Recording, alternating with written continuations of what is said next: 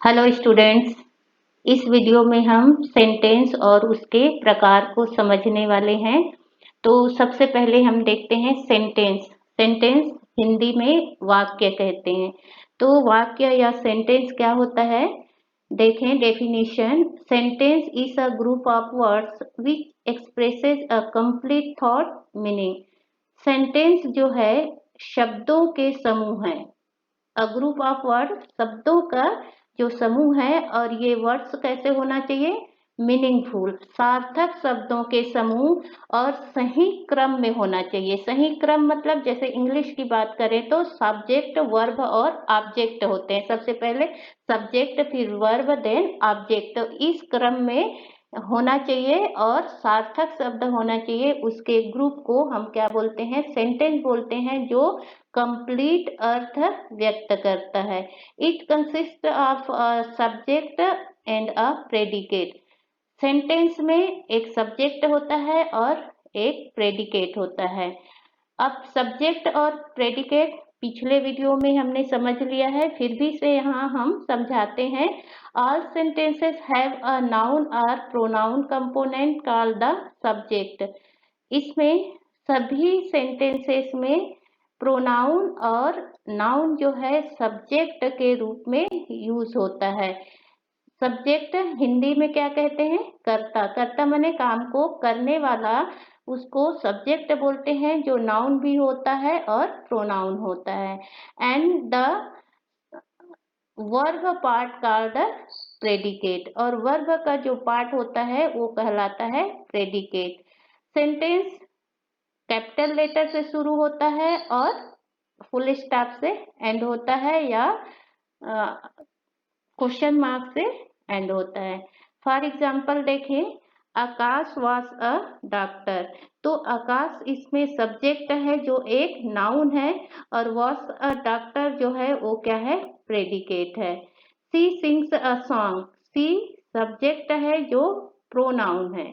आकाश noun है और सी जो है प्रोनाउन है। सिंग्स अ सॉन्ग क्या है, प्रेडिकेट है। व्हाट इज योर नेम, ये इंटरोगेटिव सेंटेंस है जो क्वेश्चन मार्क से एंड हुआ है। तो इस तरह से सेंटेंस सार्थक शब्दों के समूह है जो सही क्रम में लिखा जाता है, और इसमें एक सब्जेक्ट और एक प्रेडिकेट होते हैं।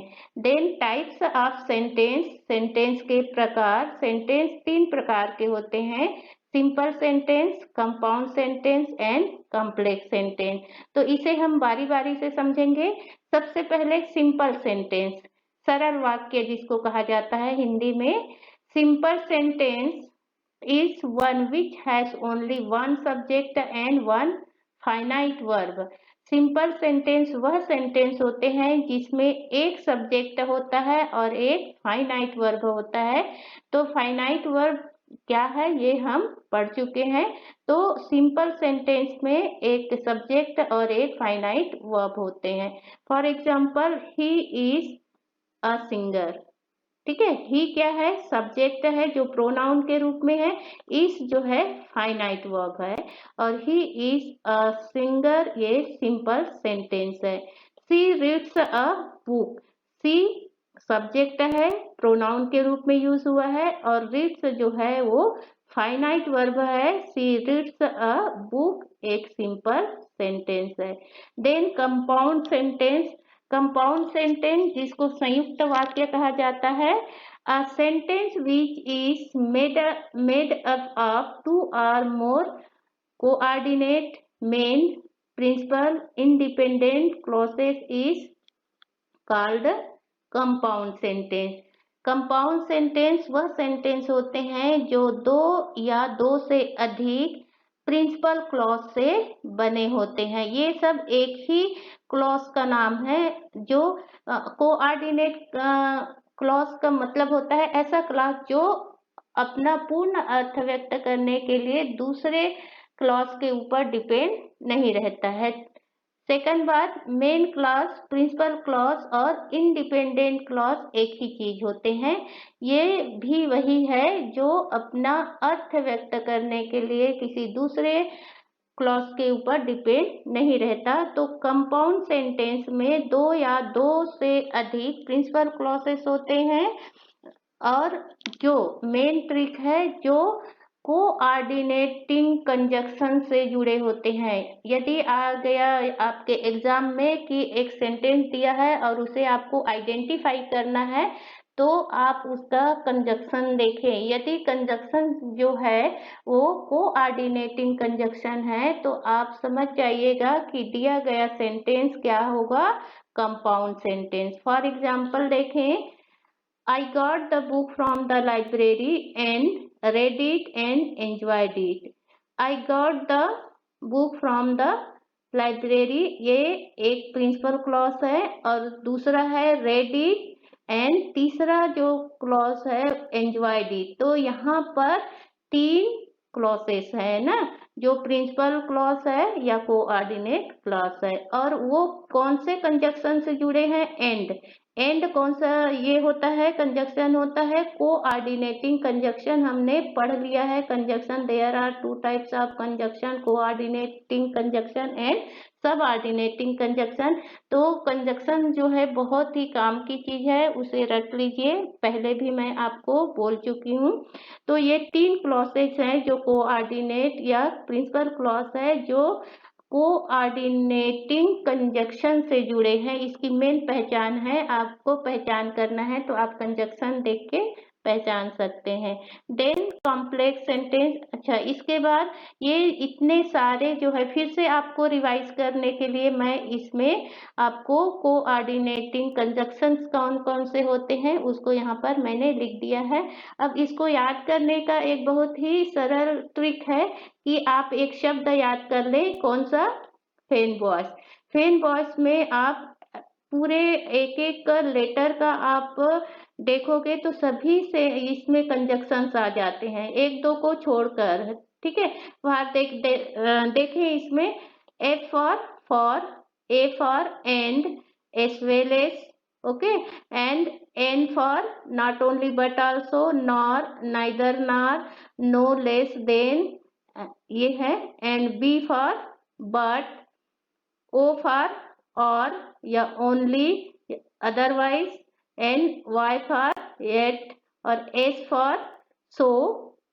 तो सभी लगभग आ गए, चार पांच जो छूटते हैं उसे आप याद कर लीजिए और फैन वॉइस को याद कर लीजिए, तो ये सारे कंजक्शंस आपको जल्दी याद हो जाएगा। Then complex sentence. Complex sentence क्या होते हैं, देखें, जिसे मिश्र वाक्य कहा जाता है हिंदी में।